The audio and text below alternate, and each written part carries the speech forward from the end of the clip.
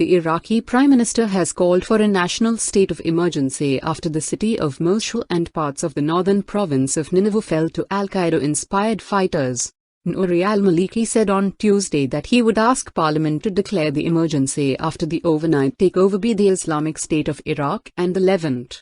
He said, "We will not allow Mosul to be under the banner of terrorism. We call on all international organizations to support Iraq and its stance in fighting terrorism. The entire world will suffer if terrorism spreads." He stated that the government would arm civilians who volunteered to defend the homeland and defeat terrorism. Osama al-Nujafi, the parliament speaker, said Iraqi soldiers abandoned their posts in Mosul when the attack began, action he described as a dereliction of duty.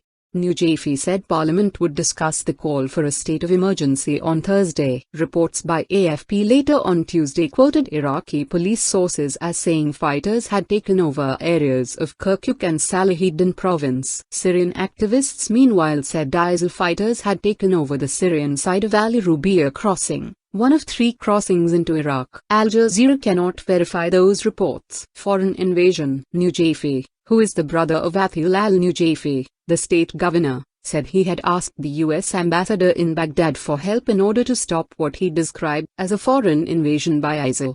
A pro-ISIL Twitter feed said the group had released about 3,000 people from 3 prisons, although other estimates were lower. Mosul is Iraq's second largest city, and the second city to be captured by fighters this year after Fallujah. "We have lost Mosul this morning," a colonel at a local military command center told the Reuters news agency. Army and police forces left their positions and ISIL terrorists are in full control. "It's a total collapse of the security forces." Al Jazeera's Imran Khan, reporting from Baghdad, said Maliki faced opposition to his call for a state of emergency, which would grant him sweeping powers.